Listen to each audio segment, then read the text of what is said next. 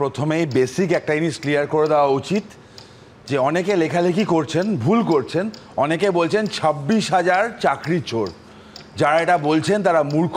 এই 26,000 দুর্নীতি করে চাকরি পায়নি। দেখো, আজকে যখন আমরা এটা আলোচনা করছি, আজকে সেম দিনে আমি দেখলাম ত্রিপুরার মাননীয় মুখ্যমন্ত্রী টুইট করেছেন যে ওখানে শিক্ষকের চাকরি পেয়েছেন, একটা কতগুলো লিস্ট ওখানে পাবলিশ করেছে।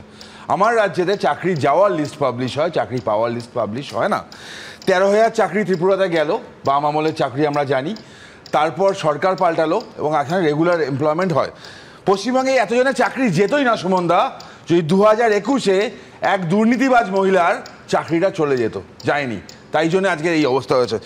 সুমনদা অনেক কথা বললেন, তোমার আগের বক্তাও বলছিল যে বেসিক স্পিরিটের এগেনস্টে চলে গেছে নাকি। ভুলে যাচ্ছে, এরা ক্রিমিনাল জাস্টিস সিস্টেম সাথে পাবলিক এমপ্লয়মেন্টের বেসিক ডিফারেন্সটা জানে না, হয় জানে না অথবা না জেনে মিথ্যে কথা বলছে। কেন বলছি? পাবলিক এমপ্লয়মেন্টে transparency is the main rule. In fact আজকের জাজমেন্টে তুমি লাস্ট কতগুলো প্যারাগ্রাফ পড়ো, সেখানেও বলে দিয়েছে। আমি 2025-এই এই বছরই একটা জাজমেন্ট সুপ্রিম কোর্ট পাস করেছে, Amrit Yadav versus state of Jharkhand.